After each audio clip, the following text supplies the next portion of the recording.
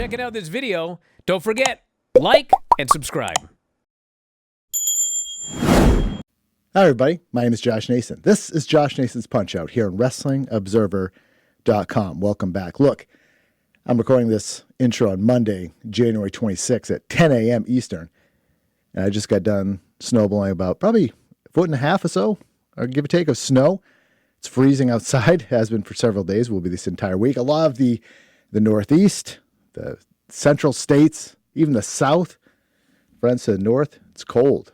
Big snowstorm, big winter weather. So let's bundle up with a friend of ours from the Great White North, the one and only John Pollock of Post Wrestling. John returns for his first appearance in several years, as revealed at the beginning of the show. And John and I talk about something I've been hounding him about for weeks to want to chat with him about because he's a very retrospective fella. We talk about what do we learn in the year 2025. And I kind of went through the 5,700 or so headlines I went through for my year in review series that just wrapped up. And I had some key takeaways, some entertaining stuff that I think you two will like. And John and I banter about that. Linkin Park. Yes, Linkin Park, the band, and lots more. Let's get right to it. Myself and John Pollock, good friend John Pollock, here on today's edition of Josh Nason's Punch-Out. I am still so cold, I can barely talk. Let's get to it.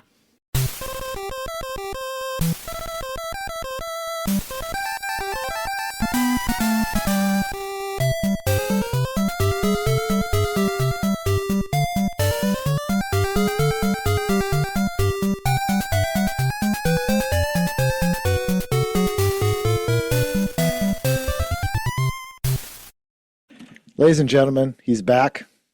The one and only John Pollock of Post Wrestling. Back for his... How many total appearances do you think you've had, including today's show? Oh, man. You're going to put me on the spot right now. I'm going to guess this is number 6. 8. 8? Wow. 8. Well, congratulations, Josh. We've made it to 8. Can you guess the last time you were on this show? Oh, boy. 2 years ago. This is your first appearance here since November 2022. Ooh, wow. Look at that. Yeah. You don't write, you don't call. I'm just yes. waiting. Yeah, well, you're off the banned list, which is good. So that's good. Of course, yeah, it's weird because you and I've been on Pollock and Thurston several times since then, spiking numbers and such. I look at the metrics. Huge. And all that. Do all those things. Nason effect. That's right.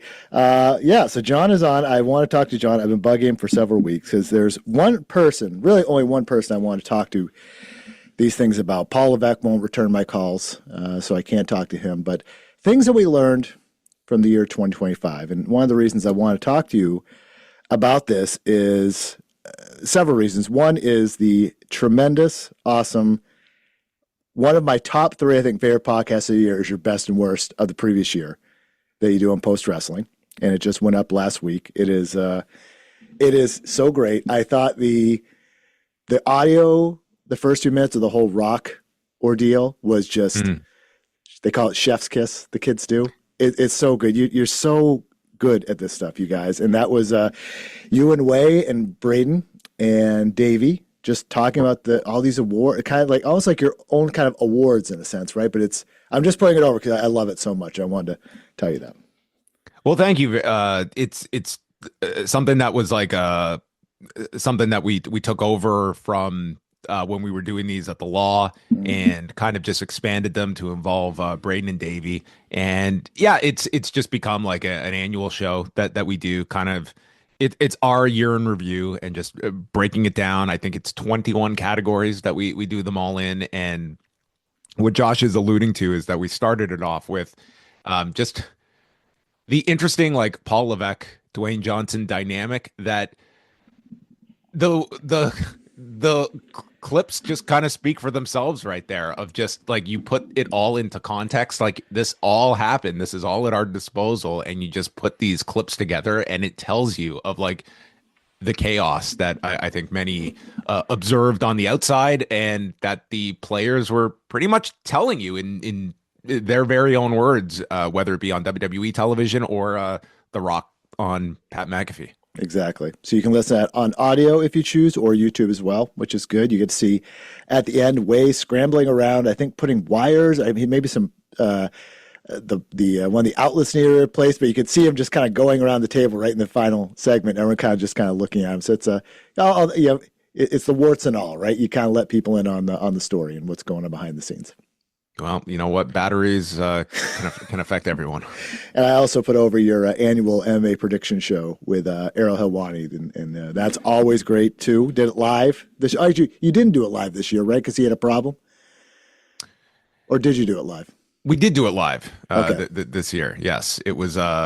Yes. This I think was the first year we had tried doing it live. So yeah, that went up a couple of weeks ago. Where yes, we just throw out a bunch of scenarios for Ariel. It kind of just started off as this. I was doing an interview with Ariel. This would have been 2013, and I was literally on my way to the studio and just thought, man, like how can we spice this up a little? And I just came up with this idea for this concept at the end of the interview, and I just threw out a bunch of scenarios. And I said likely or unlikely, and we got a lot of great response to it. And it's just become an annual thing that we've been able to carve out time to do every January. That's great. And of course, the big reveal on the show: those books behind him are not real. No, they are, but they are not. But I can give legitimacy to what is behind me. Yes. All real books. I'm not. We have not invested in the post wrestling green screen yet. I think some for the future, because Ariel did this with his set. I think someday for the post subscribers, you should do a tour of your studio here. I think people would love to see it. That would be so underwhelming if people could see what the room that I am doing this all in. I mean, it would certainly give credence to the DIY mantra, but it would be a very short video because what you see is pretty much what you get. It's not a spectacular room by any sense. It's got low ceiling, which is very nice for audio purposes. I mean, this was kind of when I moved into this house, which we've been living here since 2018. I immediately called dibs on this room to be my office. So this has been the post office for the Pollock wing of things. Yeah, someday we'll get that tour. Maybe, and those VHS tapes and all that. We'll do that, and then hopefully a look at Dave's garage again with all those melted VHS tapes and everyone just saying, "Let us save those for you." But we'll save that conversation for another day. Let's go. So all that being said, you love history and you love looking back at things. That's why I think you'd be a great person to talk to for this. I went through my year review series again, all the notes I took, over 5,800 headlines I scanned through for the year. Wow. And I boiled down some things I think we learned, and I'm going to throw some things out there. We'll see what you think. WWE is the most newsworthy and interesting promotion outside the ring that we have. I'd say correct. It's got the most wide-ranging interest of a wrestling company. I think it's tied into so many different areas that go beyond just like whether you want to be interested in their booking and creative on the media front. I mean, you have such a wide array of people that are just outside the wrestling space that are covering this company. I think it's like, even in comparison, I would argue to the UFC. Like, I think there's a certain level of crossover that WWE has been able to obtain when it comes to just general sports media and entertainment press that all kind of zero in on. Like, it used to be WWE didn't fit into any one box, and now sort of it's just like it can fit anywhere, and you can justify like a WWE crossover when it comes to whatever angle you're taking it at. Like, I think in wrestling media, it seems like AEW has there's almost an unhealthy obsession with like everything AEW, but from the wider scope, you would certainly look at WWE. So when I was going through all the month to month, and so when I split these things up for the guests to talk about and split them in sections and so on, there are a few of these I'm like, okay, did I copy and paste this twice in terms of WB headlines and things like that? And these are ones I even, after I took ones out, and it is just like this happening. And it's like with everything, in-ring, new signees, sponsorship deals, it's this, quotes on podcasts. We'll talk about the podcast thing in a second. But I was like, and then the AEW section, a lot of them, even in the big pay-per-view months, wasn't as much. And it's, I think to your point there about the mainstreamness and the fact that they're outside doing some many things and there's more interest. And it just really hit me more this past year than in previous years doing the series that It's I'm sure, and it's a TKO thing. I'm sure of just have things happen all the time. We talk about Paul Levesque and the moments, talking about like Unreal, and it's kind of a joke and all that in a sense, but they really just make an effort to just be constantly in the news cycle. There's never really a dead day with WWE news. It's outside like, a couple random Sundays or something like that.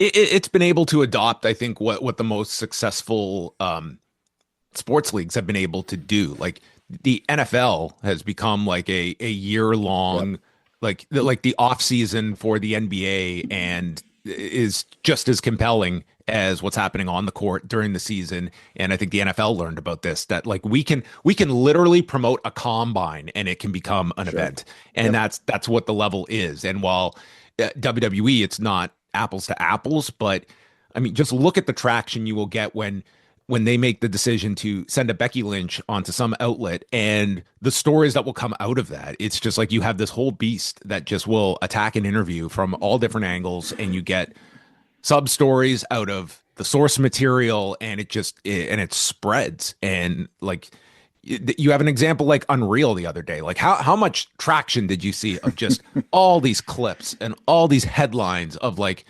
from creative changes to like Paul Levesque sneezed, and it's just everything becomes a news item. Let's go to this next one. The irony, because we're talking on a podcast. Podcasts have hit a saturation point. Great in some ways, a curse in others, because now everything seems like it has to be covered. Every wrestler interview, wrestlers are now doing way more interviews regardless of the promotion and all that. And that's a lot of listening. It's a lot of transcribing. And it's just a lot of stuff where things, to your point, are taken. They say one sentence, headline, another sentence, headline, and there's no substance in it. It's just like, it's empty calorie stuff. But God, we are in this cycle now of like, this is the way it is. And it's gross in a lot of ways. But now it's just WWE is leaning into their own podcasts, and it's there's just everyone's ready to talk. Sometimes the substance, and most times the substance there is just, it's not worth it. At least that's my take. But to play devil's advocate, I mean, when you're watching some major event occurring in wrestling, what part of your mind is thinking, man, I wonder what Rikishi has to say about this? Great point. Rikishi is the one that gets me. It just seems like what Rikishi says, it's like, man, just to tap into this man's head and know what Rikishi and John Cena Sr., like those are the ones that always get me. That like those are the ones that's like, we have to know what Rikishi thinks about this latest Jey Uso story. I know. I think that, there's several points you covered there, but the podcast saturation point, I mean, I remember when I was a lot younger, I was interning at a university radio station, and one of the co-hosts was just coming in, and I was working in the music department, and the head of the music, the guy I was working with, he's having a discussion with one of the hosts. He's like, "Yeah, these are just too much music out there now. You can't keep up with all of it." And he's like, "That's like saying there's too many books out there." It's like, yeah, there's going to be a lot of just totally like skippable and stuff that is not of substance, but maybe I'm naive, but I do believe like the quality will get weeded out, that people will find, there's going to be winners and losers in this whole game. And it all depends on like, what is your, what are your goals? If you are a podcaster out there, like, is it to gain a gigantic following? Is it just, it's a side hobby? But on the wrestler front, I think that it's interesting. Like you still see like a lot of all these wrestler interviews that we talk about, but I think for many of them, they're finding it's a lot easier to just have my own platform, and I'm just going to go on there, and I don't have to do all these other interviews. I'll just have one direct line of communication. It's filtered through me, and that's where I'm going to go out and speak my piece. And I think that you're going to see, I would say, even more of that at times, but there also is the economic factor for a lot of these. Like as much as a lot of these wrestlers, it's like we saw the whole podcast one boom like kind of come and go, and that was the hot thing for a couple of years. But then it's Steve Austin is not doing 2 podcasts a week anymore, and there's very few that are outside of WWE that are doing these podcasts. Some have found success doing them, but it's kind of within a network of podcasts, and it is tough. There's a lot, and yeah, there's going to be some successful ones, and then others that it's kind of like, what is your end goal? Is it to make a living off of this? Because that's going to be very, very tough. Yeah. Another thing we learned from 2025, John Pollock's favorite concert of 2025 was Linkin Park. What's that? I mean, I didn't go to a whole hell of a lot of concerts, but Linkin Park would have been my favorite concert to go to. Yes, they played at the Scotiabank Arena, and I did not expect this to be I was a Linkin Park fan when I was like younger, and a lot of my friends wanted to go to this. So I was like, sure, I'll go check this out. And this place was packed, absolutely packed. And it was a super fun show, to the point that I think they have been doing a stadium tour overseas in Europe, and they opted to go for like a smaller venue here in Toronto. But I've been to the Scotiabank Arena for many, many events. I have never seen it this packed. It was just like every last private box just looked rammed with people. It was it's quite the spectacle. That's great. So yeah, we go with Linkin Park. I used to be in the Linkin Park fan club, and I got tickets to this is one of the things that you never hear about now. I had tickets to a members only show in Worcester, Massachusetts, at this small venue.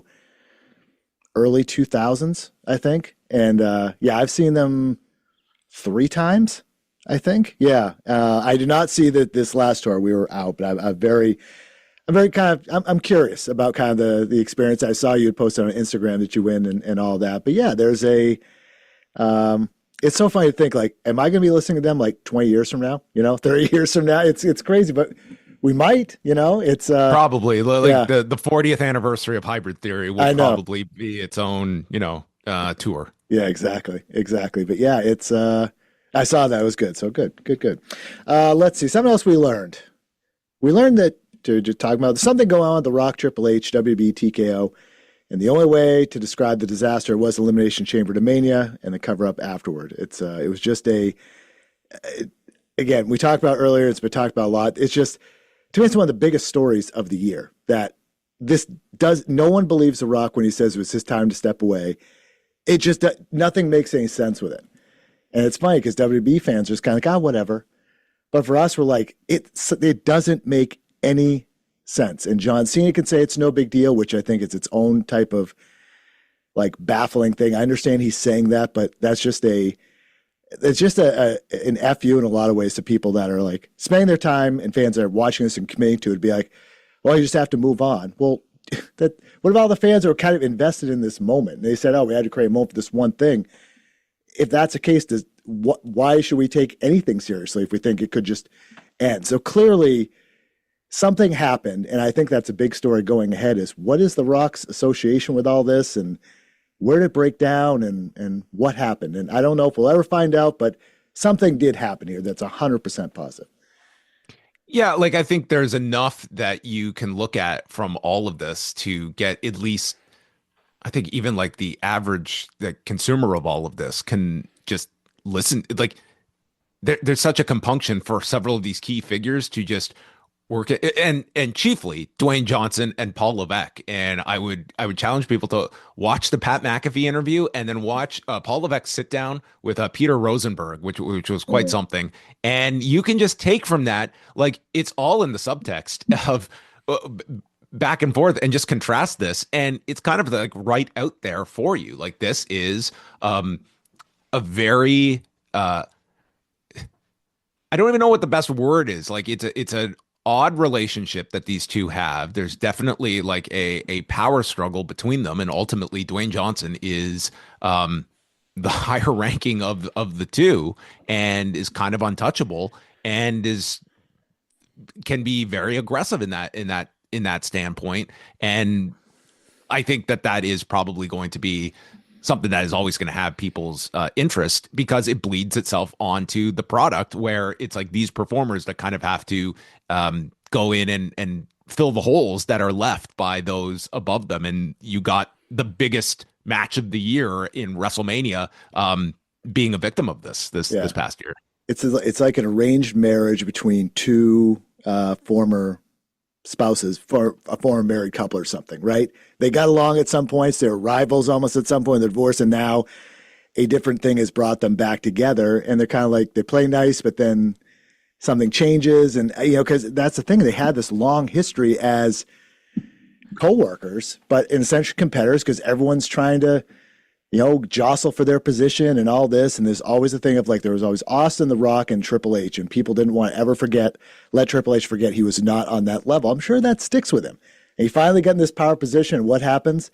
Dwayne comes swooping in thanks to Nick Khan. So there's something there. There's something there. Well, it's the passive aggressiveness that I really lean into between these two, because to John Cena, to his credit or not, depending on what your vantage point is, like, this is a guy that will be on message. I mean, he is not going to throw anyone under the bus. He is going to present a very strict message that is not going to generate any of this. Paul Levesque and Dwayne Johnson, less so. And you have lines like, Dwayne Johnson, loved Triple H, loved WrestleMania, would have finessed a little things. Like, he's always got to get that little line in. Hunter, conversely, is like, you don't know what The Rock's going to do. He could go out there. You think he's not going to make any sense with his promos, but that's awesome. That's awesome that you don't know what's happening. That's The Rock. It's just like all these little things that you can just, like, they can't help themselves. And I think that makes for fascinating clip recovery, because all of this stuff lives. Something I think I learned. I don't think MVP and Bobby Lashley are good fits for AEW.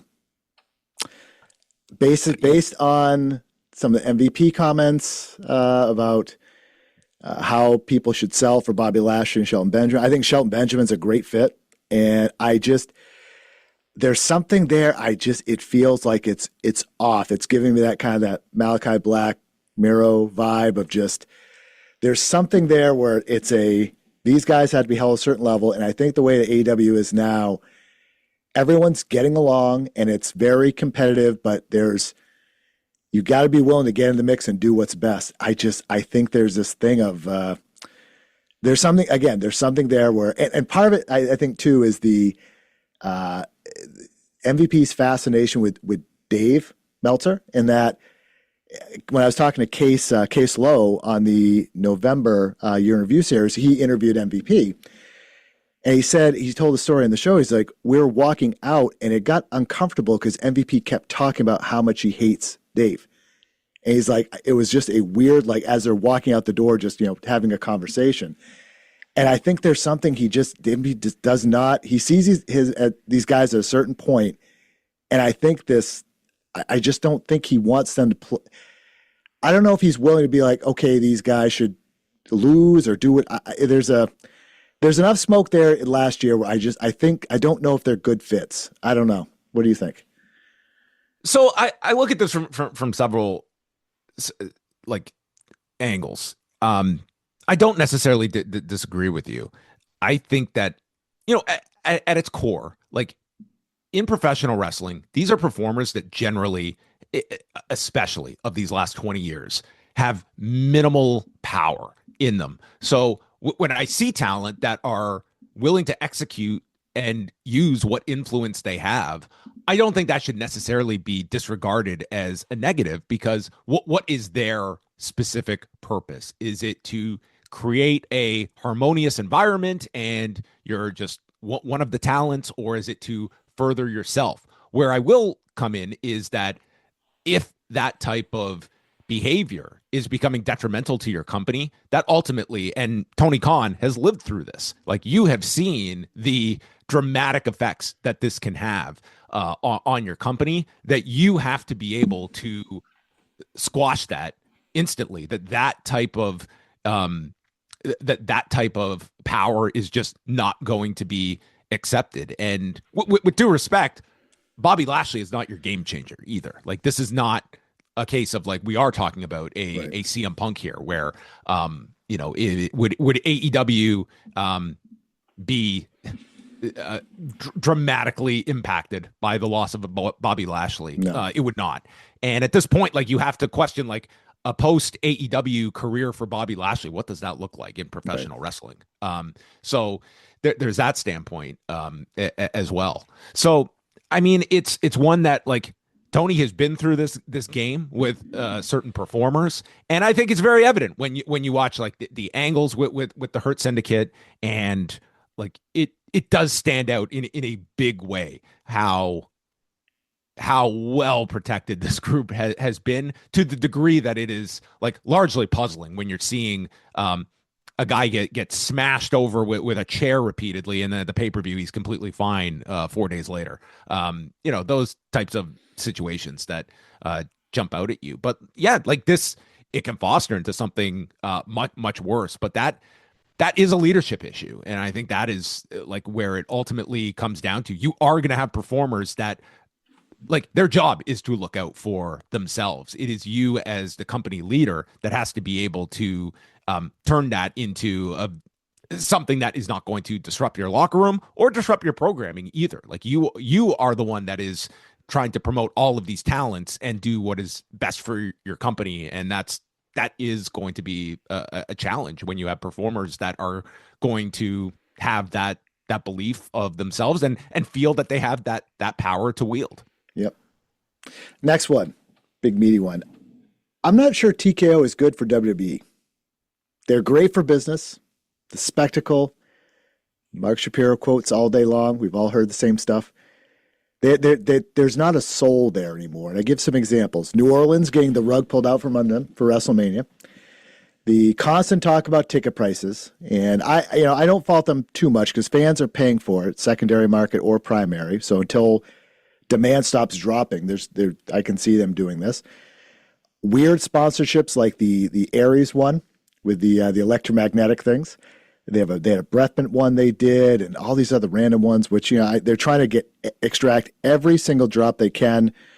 Logos on the mats, there's just these jabs at Vince McMahon or so on. And I think it kind of goes into this this quote that Shapiro said when they bought WWE, or they did the merger rather.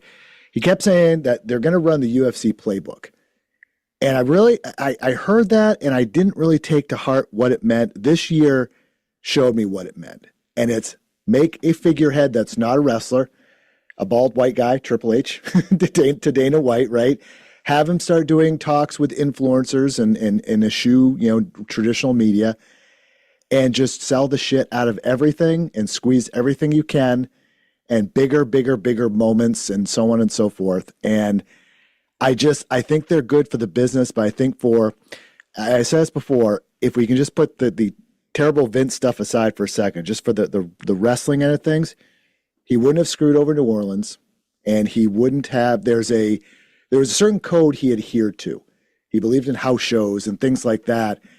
And the fact that he sold so much stuff and want everything to change to sports entertainment, and it just didn't ever seem to fit. This is his vision of what WWE was supposed to be. Sports entertainment, spectacle, all this stuff. Look at Unreal and all this. And he never sold ads on the mat. He kept that clean. I don't know. I don't know if they're good for the soul of wrestling. But again, at this point, it probably doesn't matter. Yeah, I don't know. I guess I've never looked at this company as, one that really exhibited much of, like, what you want to describe as like a soul. Like, if Vince McMahon were to come back into power tomorrow, like, how many wholesale changes would you see from him? Like, the fingerprints of Vince McMahon are still there. I mean, where the Saudi Arabia relationship would be if not for Vince McMahon really cultivating that relationship, right down to, like, his last major hire being Cody Rhodes as well. Like, yes, he always had the aversion to logos on the mat.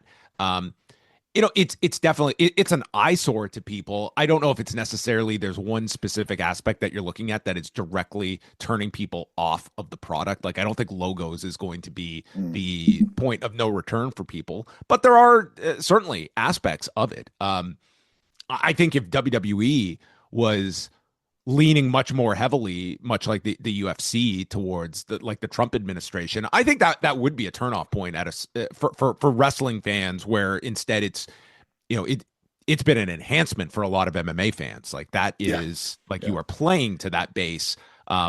And whatever fans are being turned off, they are more than being replaced by people who love this. WWE, I don't know if it would be that easy that you would be able to go that hard and have a fan base that would embrace that kind of connection. But it remains to be seen as well. Like what is the long-term play of a WWE within TKO? And if this were to be ever spun out, sold, A, who would be the buyer, and B, where would this company be in a post like TKO ownership world? Where would WWE be, like, if you were to remove Paul Levesque from the picture? Like, who is that guy that is the creative vision? Like, for all people will want to say about Paul Levesque, positive or negative, he is somebody that is, does have is much more than just a profits and losses guy. Like that is somebody that does have, an understanding of wrestling history, of, his vision of professional wrestling. And who's to say, like, if TKO put somebody else in that position, what the product would look like. But I don't think they look at the UFC as a bad comparison. I think they look at that as like that is what we want WWE to be, even though I think UFC, you can look at its popularity, and does it feel like it's at a peak at the moment? Like, it feels as though like this is an era of almost indifference when it comes to, like, these are just interchangeable headliners in a lot of cases, and it's just churning out content. And that is sort of like the risk you run when you talk about, like, losing a certain flavor to what you're producing, that it's just quantity based and compromising on quality based. Yep. Let's go to the rosters. Wrestling has wrestling has a fast growing middle and a top end. And however, that's choking everything. Part-timers are causing a problem as well. Guys that will come back for short runs and just appearances, couple matches a year, the Roman Reigns types and so on, but they take up a lot of TV time when they do. Every roster has a limit at some point. All these New Japan guys are supposedly leaving. Where are they supposed to go? Because there's at some point, WBE and AEW can't take anyone on.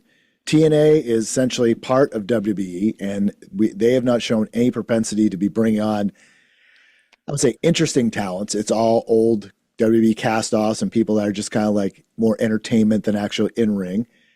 Not a lot of big stars are hitting free agency, which is different. And actually, it's been a trend the past couple of years. They're not even bothering to test AEW. AEW didn't sign a ton of free agents, a lot of kind of that middle end.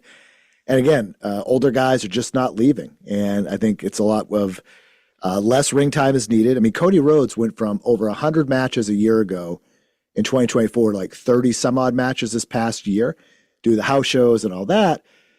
But no one's leaving. And then people talk about retirement, but it's retirement within wrestling where you don't ever say I'm going away forever.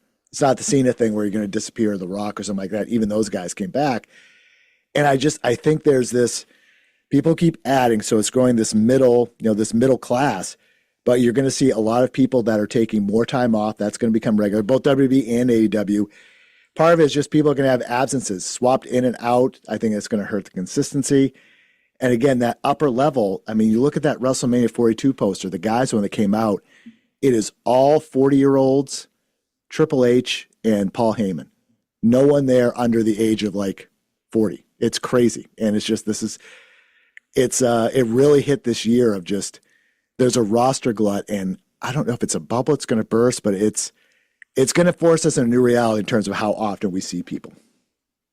Yeah, I would agree that, like, especially on the WWE side, I mean, that was one to me, like, going through the roster this year.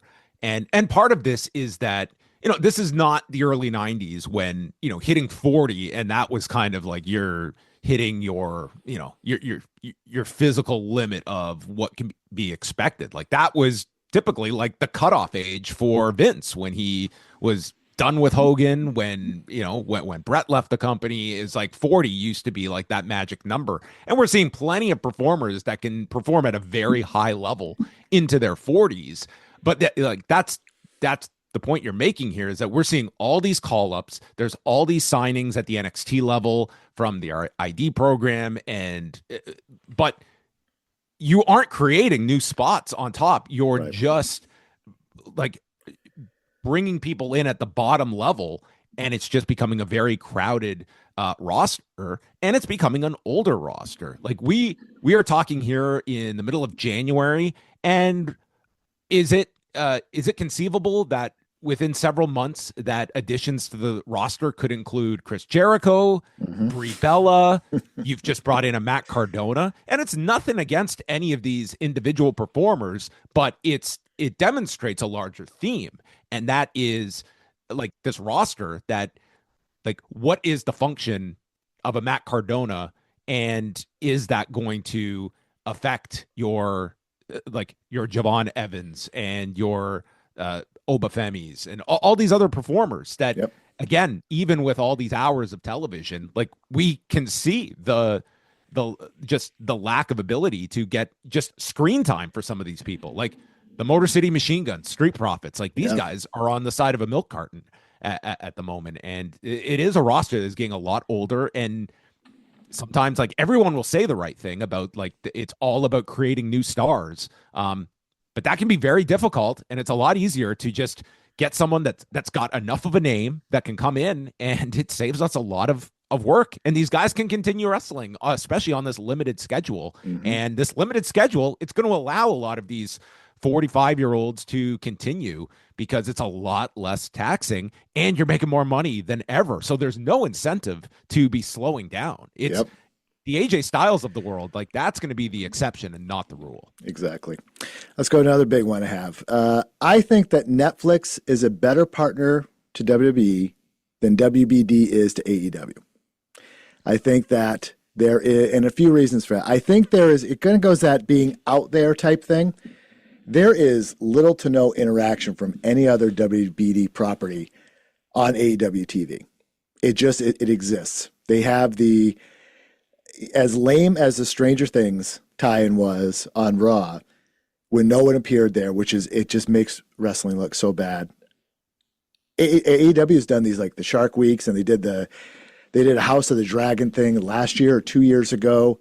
I mean, there was nobody there for that, but you never see, like, Netflix, as obnoxious as it is, there's always like other Netflix properties, like comedians or actors or things like that. And a lot of it's just like, okay, but they still make the effort. It might not be for us, but it's for the WWE audience. Oh, these big stars, they care about this, and that kind of validates us or whatever. And I think that WBD, like, it is hard to find Collision or Dynamite on the Max product. Like, it's not there where you go into Netflix. It is right there. Part of that thing is the interface. But if I was to ask someone like my wife, can you find this show?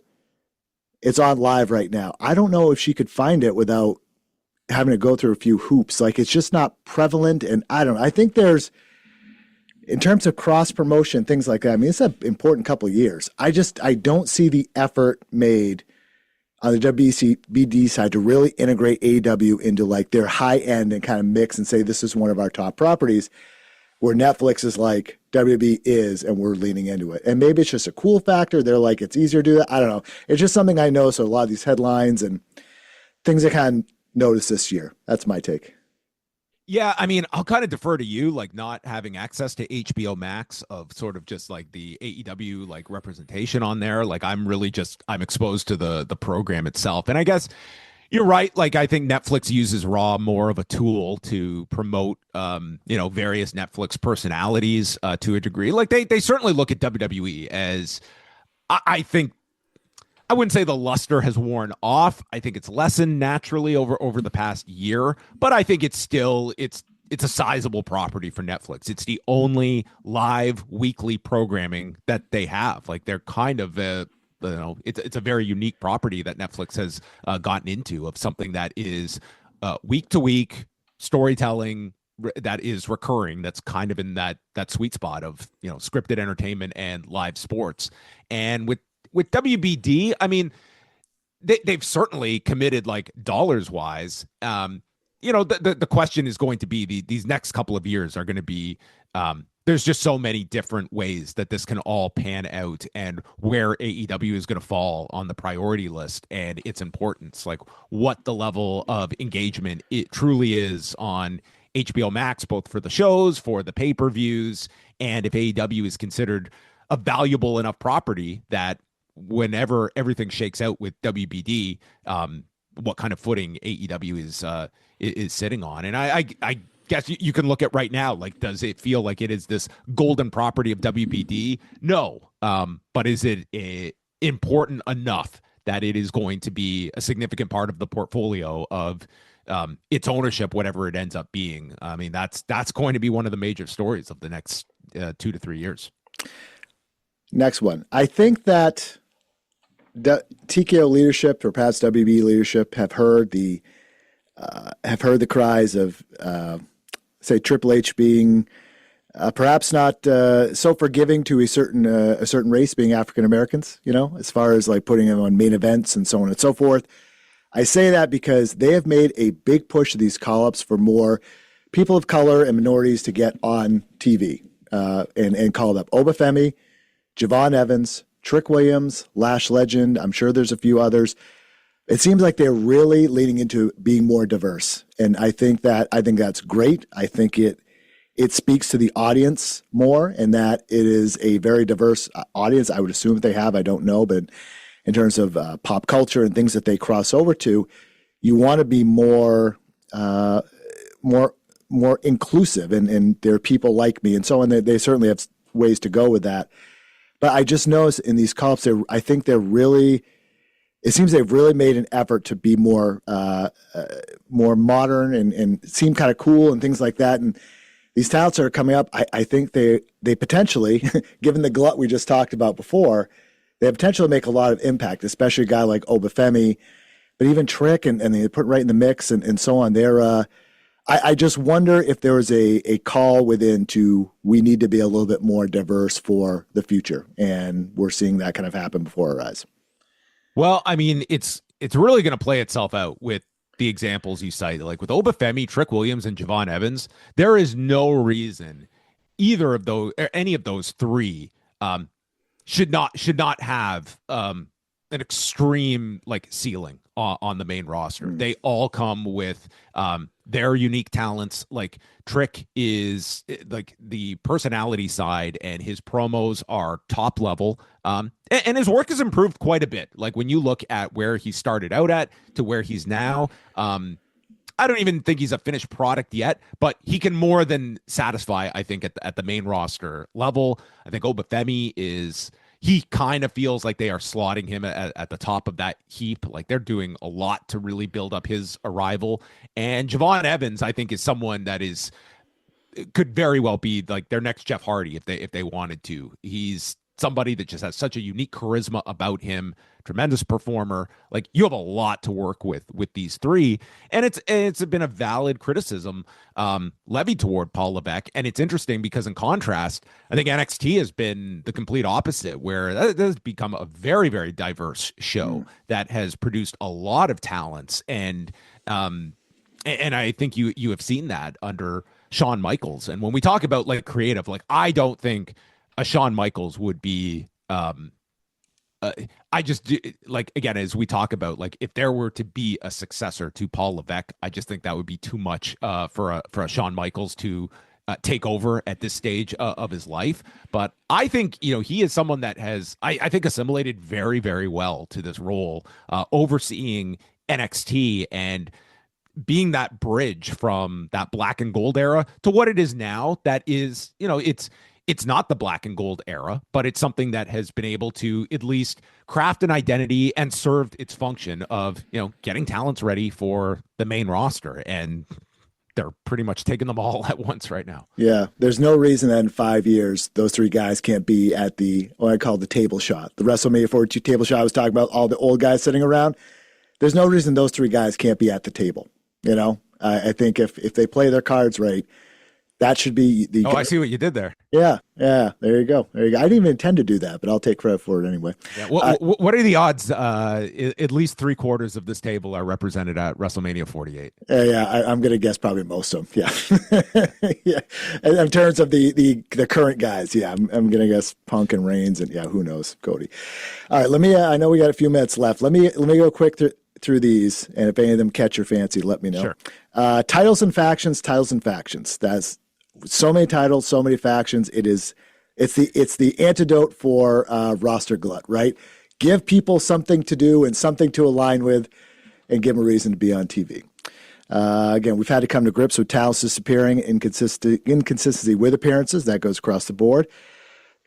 Fan complaints in terms of airports and hotels. Someone is going to go too far again. We saw this happen a couple of years ago with the Sonya Deville thing. And that scary situation. There's talents that are being vocal enough about it. I think TKO, especially, because this is, you only hear from this level, they're going to have to address it at some point. And I don't know how, because it's not like a sports team where everyone travels at once, but something is going to have to change, or else someone's going to get hurt pretty bad. Is there something else? I couldn't agree more on this issue. It's very alarming to me. Think about these performers that generally are not going to speak out unless it's like an extreme example. And when you are seeing this level of like how much it's taken for people just to put messages online about like following people at airports and putting them in these situations, like I agree. Like when we have, in the last 5.5 years, we had the Sonya Deville incident. We had the Liv Morgan situation of someone showing up at her home. And I especially look at like these NXT shows where every single week at what time these performers are going to be here. There's less of a barrier between performer and fan than any venue.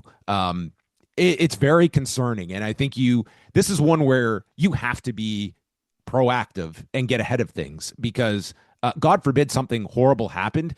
This is foreseen, and the idea of talents that are still like flying and booking their own cars and booking their own hotels, like it just seems to me like it's so antiquated at this time, and you have just this increasing level of popularity that these it's enough of a problem that there should be some plan of attack of like how best to you can't completely mitigate somebody that is just bound and determined to go meet these people, but I think you need a lot more support for some of these performers. I agree. A few more retirements. I mentioned this before years ago in a podcast with the Sting thing. I think retirements are another antidote for what are we going to do with people, and we need some big things. Retirements are going to be big biz for both promotions in the future. There's a lot of older people. You can tell everyone's like, I don't want this retirement tour. Yes, they do. They want some sort of recognition,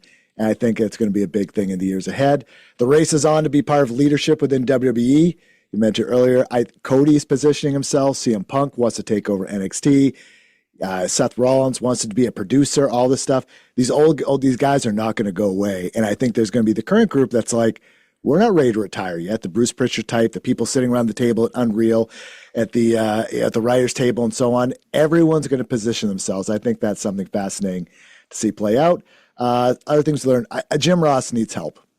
Something is going on. This guy keeps falling, and these incidents and medical, like somebody's got to step in and just get this guy the help he needs so he can live a good life. It is so many stories of this happening over and over and over again.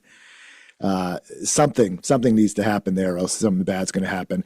I think we've seen the end of the head-to-head AEW, WB, NXT pay-per-views, PLEs for now.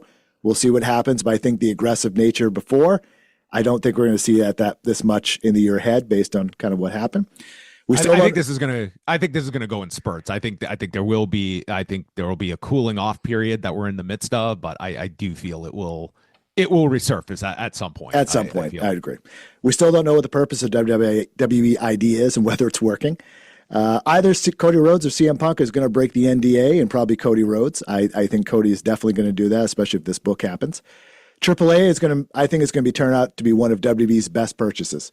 And the reason I say that is because it's a place they can send talent to work. And I think they've done this a lot of their Mexican wrestlers, and it's a good way to attract people in. I think it's the only reason Santos Escobar got re-signed after he was a free agent for one day. So I think, and the fact that they're airing these shows on YouTube, they feel a little different. I think it is an outlet for them to send people away. And I think it's a way that I think it's going to be pretty strong for them. I don't know if hardcore AAA fans are going to agree with that, but I think for WWE, it's going to be one of their best acquisitions or partial acquisitions, 51%, I guess. And those shows feel like really major league. Like just watching that premiere, especially 2 days after the TNA debut on AMC, I mean, it was just night and day. It's like you had 5,000 people going absolutely crazy for that show. I thought that TV premiere was really strong. And yet it is not the... Like it is a stark contrast to CMLL. Like it's very different. It's a stark contrast to what AAA was a year ago. But it is a product that ultimately, like if they land a big U.S. television deal, just something of substance, like it would be very interesting to know what the investment was for this versus what the long-term payoff could be, because I think these shows have been really well received thus far, and it feels like it's under a WWE umbrella, but has enough of its own that it feels like something separate. It doesn't feel like WWE light, and it might get to that point, but I agree with you. Like, I think so far you would have to be fairly happy with how that product has, come out of the gate so far. Gotcha. A few more. Collision should be taped on Wednesdays, I think. They don't need to go live on Saturdays. That's one of my... Taped on Wednesdays or Thursdays? Wednesdays, after Dynamite. Oh, those are long nights. Yeah. I'd meet you halfway and do like the Wednesday Thursday combo. That would be my preference for things. You could always come back the next night to if it's a venue of like 3,000 or so. I just go back to those marathon tapings they used to do when they started doing Thunder after Nitro, and it was just like it was so dead for those Thunders afterwards. That I would, but I mean, it would certainly be an enormous savings for them. I think the key for both of our ideas is you'd have all the talent at your disposal. You don't have to create a separate travel day for Saturdays. Right. And I think, quite frankly, I think even with an Impact, I think Thursday nights of Collision would be a lot more effective. I think doing back-to-back nights, Saturdays are it's a dead zone for me. On Saturday nights, you'd avoid WWE pay-per-views, you'd avoid college football, you'd avoid all these preemptions, you'd avoid so many different things that I just feel like anything but Saturday, I think, would be an upgrade at this point for Collision. Couple more. I think we know the TNA media deal was less than expected. In July, they said they wanted to go 52 weeks live per year. We've seen what's happened the first 2 weeks, and I think any huge money deal just did not happen. This is one you'll agree with. There's too much wrestling on TV, and in general, your reaction to SmackDown return to 3 hours, I think, tell the difference there, especially on a Friday night. We'll never get that Goldberg story. He said, "Give me a couple weeks. Give me a couple weeks." He's going to tell that story. I was waiting and waiting. I don't know if we're ever going to get it. Let's see. Other question. TK finally, Tony Khan, willing to change gears. The Jeff Jarrett thing started in January of last year. This is 1 year run to get the title. And we haven't heard anything about it after that first few weeks, and it's done. He did releases of guys like Miro, Ricky Starks, Malachi Black, Ray Phoenix, and all four of those guys. I mean, Ricky has done his thing in NXT. There's been no effect to AEW, no detriment at all, and it hasn't really helped WB that much. It's part of that kind of fattening middle class or so. Camille, Britt Baker, Private Party, others, never coming back to AEW. And Tony's going to continue this thing. I guess it's good. He's just going to pay people out versus release them, right? Unless there's a big push, I mean, it's one overall. I think that the roster handling of AEW has been a pretty big positive in 2025. I think in contrast to WWE, I think on camera, it feels like it's gotten a lot younger, as you mentioned, like a Jarrett, a Jericho. Again, it's not a slight against any one of these performers, but it's just in totality, even with Copeland and Christian off TV for the time being, a Miro gone, a Malachi Black gone. Like it feels like it's a lot younger. And I think that it's very important that you have some of that turnover. Like talent leaving is not always the worst thing in the world. It does allow to freshen things up, to get some new people into those spots. And I think ultimately fans really do crave new stars, new blood, and it creates all these new scenarios. And, they've made some good signings in 2025, like your Speedballs, your Kevin Knights, and they've done like a relatively good job of introducing these people. And, it's, I think they've made some good signings, but it's a very heavy roster just in terms of volume. I agree. Last few. WWE will take any TNA talent they want to. CM Punk is the happiest guy alive. He's always going to say the right thing now. It is so crazy, and he just there's so many quotes. Oh, he doesn't want to be main event. Main event's no longer that big of a deal. Cena should have won the Royal Rumble. Women should main event WrestleMania and SummerSlam. He's just always so just generous in all this stuff. It's incredible. Matt Hardy wants to be back in WWE so badly. He said so many headlines throughout the year, like, our NXT run is done. We have stuff lined up, WWE. I can see a main roster thing coming. He wants to be at this Mania generational match. It's the Matt Cardona thing, man. You just keep pounding on the door and just let us in, let us in. Seth Rollins wants to be a football analyst so badly. Is 14th and I actually doing anything? I don't even know. Ask Brad Blum. It's true in the book, yeah. We moved on very quickly from Hulk Hogan's death. It just happened. There was talk about for maybe 3 days, 4 days, a week, given maybe the SmackDown, the Raw to SmackDown thing, and then it just blew away in the wind. And it was just, we moved on to the next 50 other things, and it just happened. WWE fans are forgiving and don't really care about a lot of stuff that we care about. And then finally, a lot happens in a year, and things that seem important in the moment end up meaning nothing in the end. Well, what an end to our discussion. There were so many things, and you go through all these headlines and stuff happened back in February. It's or March, it's oh my God, this thing happened. And then it's just so many of my guests are I forgot that happened. And it felt like such a big thing at the time. It's just it didn't mean anything. In Lincoln Park, in the end, doesn't even matter. It doesn't even matter. I mean, from Chester Bennington's lips to God's ears. Exactly. Yeah, I think that it was a year that you can look at in many different areas. I don't know where, I know you're not following MMA to the degree as maybe the past. I do feel more optimistic about the middle class of pro wrestling as compared to MMA, where it just feels like this is going to be a disastrous year overall. We could very well in a year from now be looking at a MMA landscape that PFL is on its deathbed, that One is on its deathbed, that I just don't know if a world where it's UFC and pick your LFAs of the world, that's KSW. Yeah. But I mean, in wrestling too, as you mentioned, AEW, they can't sign everybody, and it's not like Japan is thriving.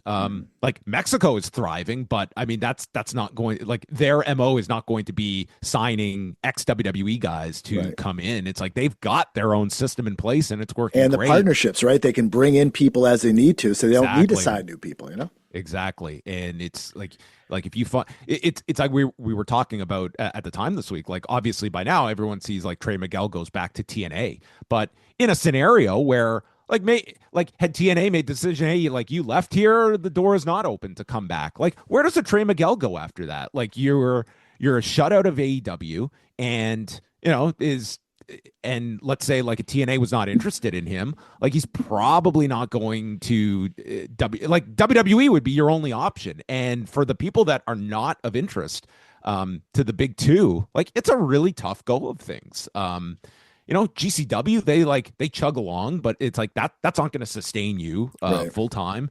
Japan, it's not the Japan of the past, and there's only going to be so many foreigner spots, and it's fine, but again, it's a very small number that are foreigners that can make a living there.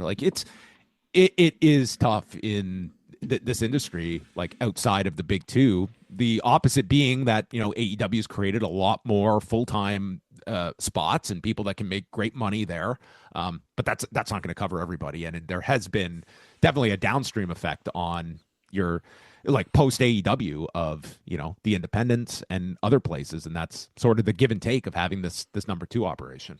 All right. Well, you've been more than generous with your time. I kept you a few extra minutes than I was supposed to. But this is why I want to talk to you, because you understand this stuff and think about this stuff like I do. You can see John, hear John at Post Wrestling. Of course, you can sign up for their Patreon. Their price is about to go up in February, so get in now. If you're thinking about subscribing, get in. You save off the regular subscriber rate. You can check them out at YouTube. They do a lot of short clips, which is now one of my new favorite things is sometimes people don't have a lot of time to listen, but they're like, I want to hear what the guys think about this or this or this. And you guys do a great job on your YouTube kind of splitting up these clips. Why don't you go ahead and plug in what else I miss? Yeah, shout out to our video editors, Sean and Luke Hale, who have been doing a tremendous job with our YouTube shorts. I can take no claim to any of that ownership. But yes, if you want to support Post Wrestling, postwrestlingcafe.com is where we that is our Patreon. As Josh mentioned, we have not done any price increase since we launched in 2018, and we're just simply trying to keep up with inflation. We do put a lot of this back into the site, but we are making we are doing an offer where if you sign up before February 1st, you can lock in the old price for all of 2026. So that's at postwrestlingcafe.com and everything else at postwrestling.com. Great stuff. John, you've been a great guest over the years, and looking forward to talking to you again. John Pollock, thanks so much.